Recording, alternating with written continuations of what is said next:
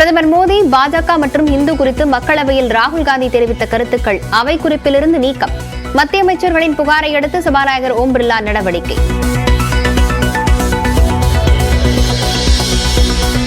குடியரசுத் தலைவர் உரைக்கு நன்றி தெரிவிக்கும் தீர்மானம் மீது பிரதமர் இன்று பதிலளிக்கிறார். மத்திய அரசு மீது அடுக்கடுக்காக ராகுல் குற்றஞ்சாட்டிய நிலையில் மாலை 4 மணிக்கு மோடி உரை.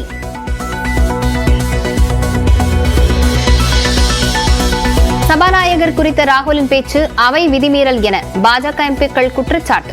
உரிமை மீறல் குழு விசாரிக்க வேண்டும் எனவும் சபாநாயகரிடம் மனு.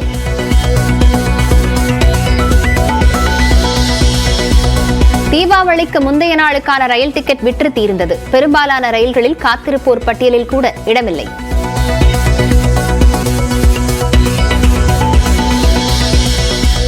இருபத்தைந்து மீனவர்களை இலங்கை கடற்படை கைது செய்ததை கண்டித்து ராமேஸ்வரத்தில் வேலை நிறுத்த போராட்டம். ஜூலை 5 ரயில் மறியலில் ஈடுபட உள்ளதாகவும் அறிவிப்பு.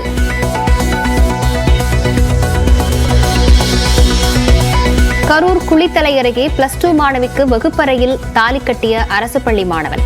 மாயமான இருவரையும் காவல்துறையினர் கண்டுபிடித்த நிலையில் பள்ளியை முற்றுகையிட்டு பெற்றோர் போராட்டம்.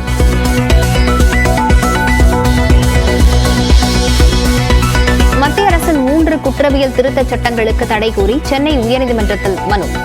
ஆங்கிலத்தை தவிர பிற மொழிகளில் சட்டம் இயற்ற நாடாளுமன்றத்திற்கு அதிகாரமில்லை என தூத்துக்குடி வழக்கறிஞர் எதிர்ப்பு. 100 கோடி ரூபாய் மதிப்புள்ள நிலத்தை போலி ஆவணம் மூலம் அபகரித்துக் கொண்டதாக புகார். கொலை மிரட்டல் உள்ளிட்ட 6 பிரிவுகளின் கீழ் முன்னாள் அமைச்சர் MR விஜயபாஸ்கர் மீது வழக்கு பதிவு.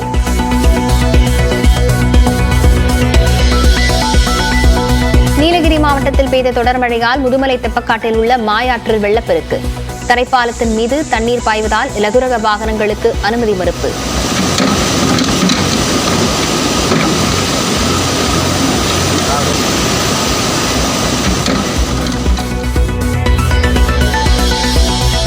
ஹரியானாவில் கர்னாவில் சரக்கு ரயில் தடம் புரண்டு விபத்து. 8 பெட்டிகள் தடம் புரண்டதில் யாருக்கும் காயமில்லை என தகவல்.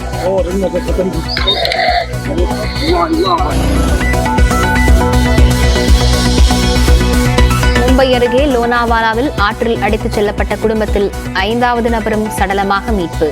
அருவி உள்ளிட்ட பகுதிகளுக்கு செல்ல பயணிகளுக்கு கட்டுப்பாடு.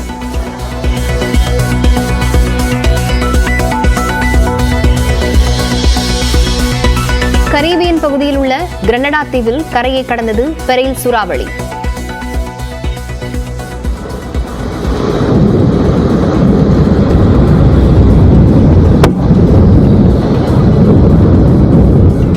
பல்வேறு இடங்களில் பலத்த மழை.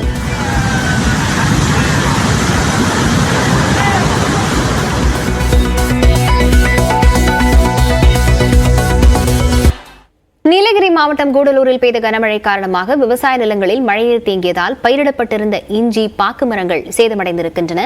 விவரங்களுடன் செய்தியாளர் ஐயாசாமி இணைந்திருக்கிறார். ஐயாசாமி, எவ்வளவு அளவிலான விளைநிலங்கள் பாதிக்கப்பட்டிருக்கின்றன? பொதுமக்களுக்கு எந்த இடையூறும் இல்லாமல் அவர்கள் பாதுகாப்பாக வைக்கப்பட்டிருக்கிறார்களா?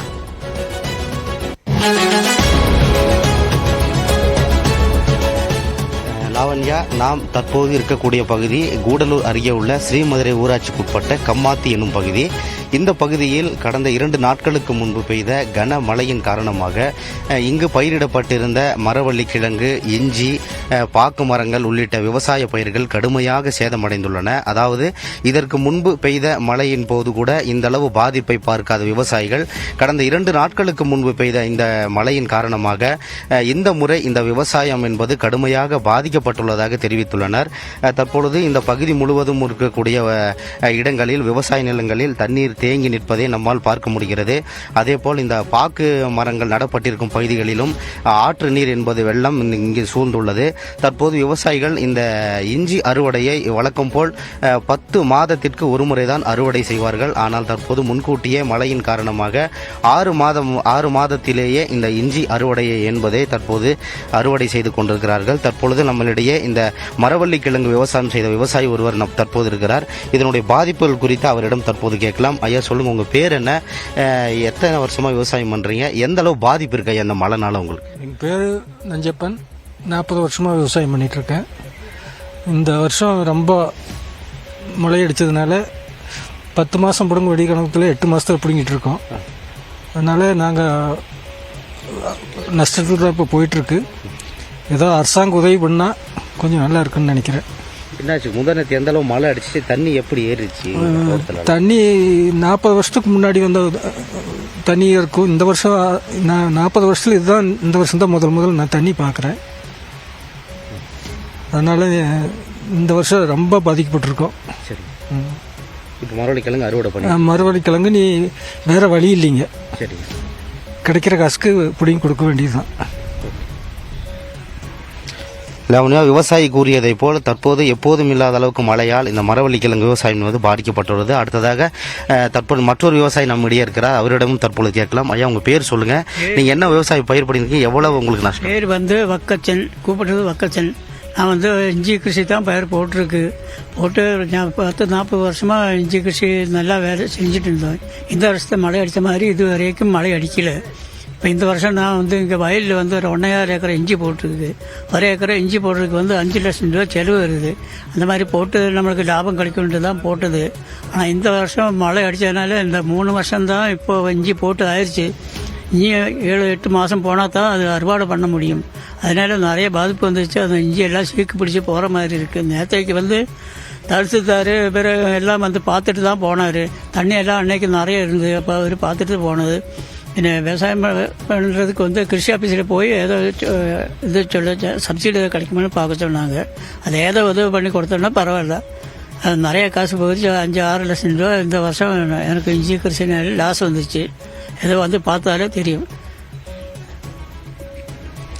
லாவண்யா, விவசாயிகள் கூறியது போல கிட்டத்தட்ட இந்த 2 நாட்களுக்கு முன்பு பெய்த மழையின் காரணமாக விவசாய பயிர்கள் முற்றிலும் தங்களுக்கு அழிந்து விட்டதாகவும் இதனால் பெரும் நட்டம் ஏற்பட்டுள்ளதாகவும் விவசாயிகள் வந்து தெரிவித்துள்ளனர். லாவண்யா, விவரங்களுக்கு நன்றி ஐயாசாமி.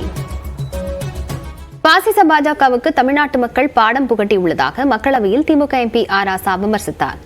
வாக்களிக்க தவறினால் அயோத்தியை மட்டுமல்ல ஆண்டவரையும் பாஜக கைவிட்டுவிடும் என மதுரை எம்பி சு வெங்கடேசனும் விமர்சித்தார். 8 times he came, but nothing. 0 out of 0.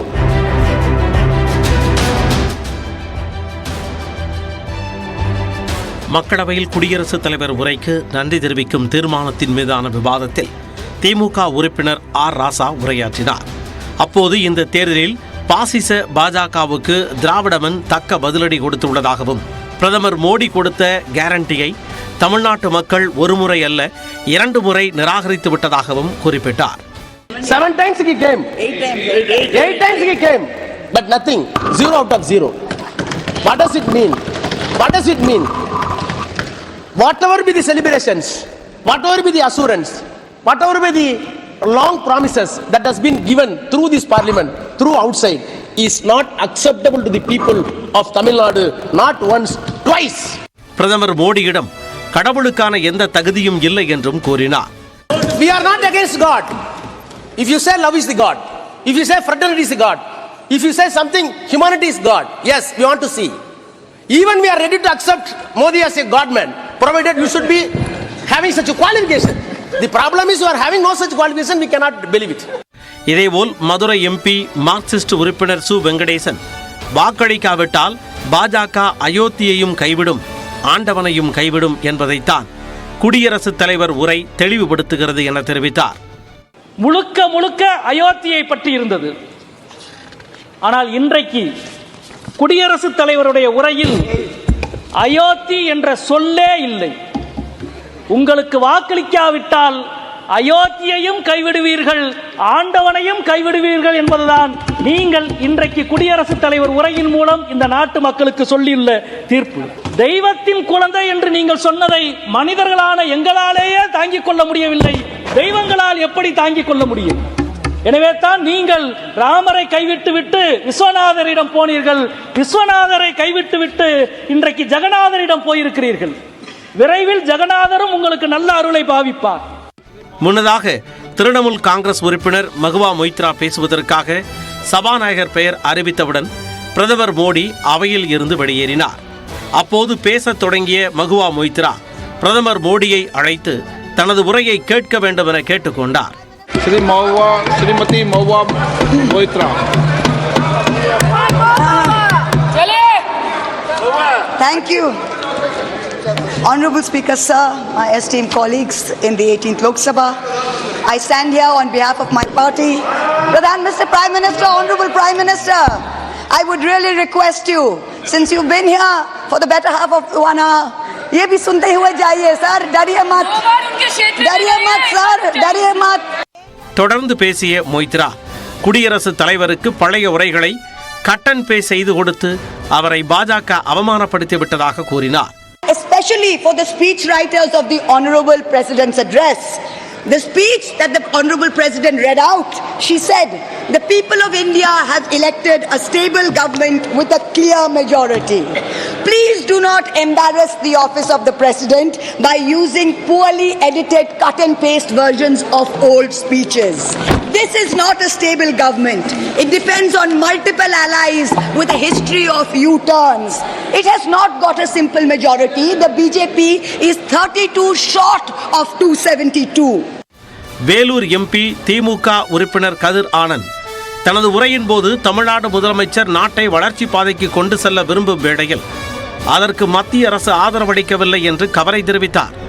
மேலும் மத்திய அரசு மாநிலங்களின் நலத்திட்டங்கள் மீது பாரபட்சமில்லாமல் ஆதரவளித்தால் மட்டுமே நாடு வளர்ச்சியடையும் என்றும் குறிப்பிட்டார்.